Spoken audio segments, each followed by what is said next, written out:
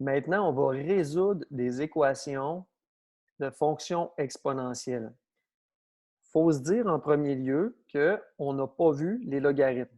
Donc, les logarithmes et les fonctions exponentielles, c'est deux fonctions qui travaillent ensemble. Donc, plus tard, dans les prochaines capsules, quand on va travailler la fonction logarithmique, on va résoudre des fonctions exponentielles à l'aide des logs. Le contraire d'un plus, c'est un moins. Donc, quand on veut défaire un plus, quand on veut isoler une variable, on fait moins. Quand on veut se débarrasser d'un carré, on met la racine. Mais quand on veut se débarrasser d'un exposant x, on va utiliser les logs. Ça, on va voir ça plus tard. En attendant, il y a une méthode qui peut nous aider. C'est celle-là, d'exprimer les deux membres de l'équation avec la même base exponentielle. Dans un deuxième temps, dans les fonctions logarithmiques, on va utiliser les logarithmes, mais pour l'instant, on a juste la première méthode qu'on peut utiliser. Donc, celle-là.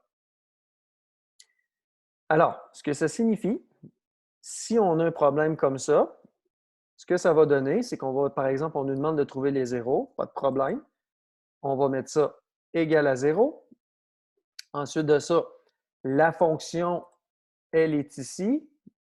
Ça, c'est le A. Ça, c'est le K. Donc, on se débarrasse de ça en premier. Donc, on envoie plus 539 de chaque côté. Le 11, il multiplie le 7 exposant 2x moins 1. Donc, on va diviser par 11, ça donne 49. À partir de ce moment-là, on n'a pas les outils qu'il faut pour aller isoler l'exposant. Dire 2x moins 1, ça égale quoi avec le 7 et le 49? Alors, ce qu'on fait, c'est qu'on triche un petit peu. On va aller à l'essence même du sens de l'égalité. Donc, la définition de quelque chose qui est égal, c'est que si ça a une valeur à droite, bien, ça a la même valeur à gauche. Donc, je vais aller essayer de réécrire le 49 ici avec une base 7. Donc, 49, on sait que ça fait 7 au carré. Oups, ne bougez pas. Donc, on sait que 49, ça va faire 7 au carré. Donc, si 49, ça fait 7 au carré, là, maintenant, j'ai ici 7 à la quelque chose égale à 7 à la quelque chose.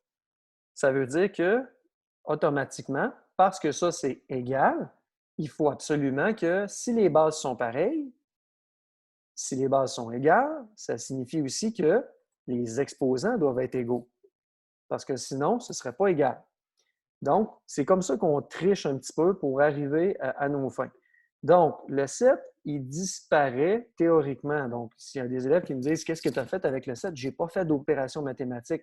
Je me suis servi de la définition du sens du égal. Donc, ça et ça, les exposants, il faut que ce soit égaux parce que les bases sont pareilles. Tout est égal.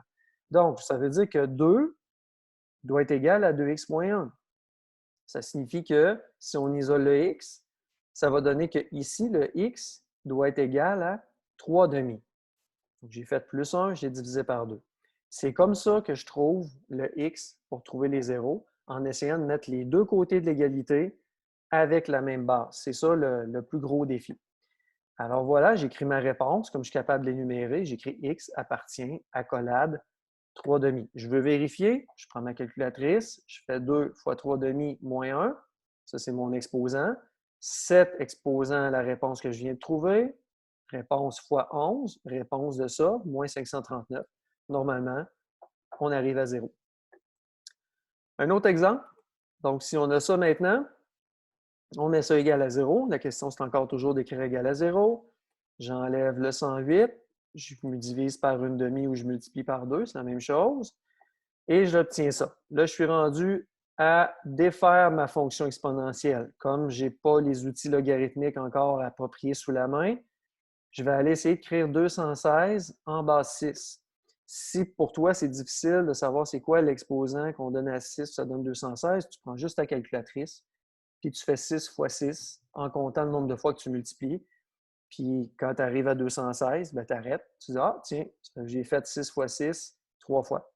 6 fois 6, 36. 36 fois 6, 216. Ah, tiens, ça veut dire que c'est 6 exposant 3. Automatiquement, si les bases sont égales, par définition du égal ici, automatiquement, les exposants doivent être égaux. Et là, ça devient une équation qui est très facile à résoudre. Donc, on a x qui appartient à 2. Il y a peut-être des gens qui se demandent ici, y a-t-il des restrictions dans la fonction exponentielle? Parce que dans certaines fonctions, comme la fonction rationnelle, euh, il y a la fonction racine carrée, donc il y a des restrictions. Les restrictions ici, c'est des valeurs qu'on ne peut pas donner à x, qui ferait en sorte que si je calculais ça, ça marquerait erreur sur ma calculatrice, ou j'arriverais avec une opération qui est non conforme. Bien, il n'y en a pas. On peut mettre des x négatifs, positifs, nuls, comme on l'a vu dans les tables de valeurs précédemment, dans les autres capsules précédentes, puis on arrive toujours à une réponse. Donc, congé de restriction pour la fonction exponentielle. Un autre exemple, ici, donc on a ça. J'isole ma fonction exponentielle qui est ici. On se débarrasse du 1. On divise par 625, on obtient ça. Là, maintenant, je vais écrire un cinquième, un 625e avec la même base. Donc, en faisant 5 fois 5 fois 5 sur ma calculatrice, parce que là, ici, les numérateurs sont identiques, les dénominateurs ne le sont pas. Fait qu'il faut que je sache c'est quoi, c'est 5 à la quoi, ça, c'est 5 à la 4. Puis avec les lois des exposants qu'on connaît, on peut réécrire ça ici de cette manière-là. Parce que si je distribue le 4 au 1, ça fait 1 à la 4, ça fait 1. Puis si je distribue le 4 au 5 ici, ça donne ce qu'on a en haut. Là, j'ai identique, les deux bases semblables, et puis nos exposants doivent être égaux, et je termine le travail. Une autre façon de procéder, si tu n'aimes pas les fractions, ça va être de dire, ben moi, le 5 ici, je vais l'envoyer au numérateur. Donc, le 5 à la 1 va devenir 5 à la moins 1. Donc, ça va devenir 5 à la moins 3x. Le moins 1 et le 3x vont se multiplier. Je fais la même chose avec le 625. Ça va donner 625 à la moins 1, 5 à la moins 4. Et là, j'aurai 5 à la moins 4 égale à 5 à la moins 3x. Moins 4 égale moins 3x. Donc, on serait ici. Et les deux moins s'éliminent. J'obtiens la même réponse. Voilà. Donc, x appartient à 4 tiers. Un autre exemple, ici. Donc, si on a ça, le réflexe, ce serait surtout peut-être de prendre ça ici, comme on a fait verbalement au numéro 3. La partie verbale du numéro 3, on va l'avoir un peu ici. Donc, ici, je n'ai pas de fraction. Là, j'en ai une, ça me fatigue. Alors, le 2 à la 2, j'aimerais ça l'envoyer au numérateur. Pour faire ça, il faut changer le signe de l'exposant. Pas de problème, c'est conforme. Donc, ça devient 2 à la moins 2. Les exposants qui sont superposés, ils se multiplient. 2 à la moins 16. De là, la pertinence de bien travailler et de bien maîtriser ces lois des exposants. J'ai réussi, j'ai deux bases 2, parfait, les bases sont pareilles, donc je peux placer mes exposants égaux, et puis je rassemble mes x du même côté et j'isole le x qui donne x à la moins 3. Alors voilà, c'est pas mal ça. La prochaine section va être dans la prochaine capsule. Alors c'est comme ça qu'on résout des équations en trichant un petit peu. Donc l'objectif, le défi principal, c'est de placer les deux côtés de l'égalité avec la même base. Une fois qu'on a ça, qu'il n'y a plus rien autour, là on peut dire que les exposants peuvent être égaux.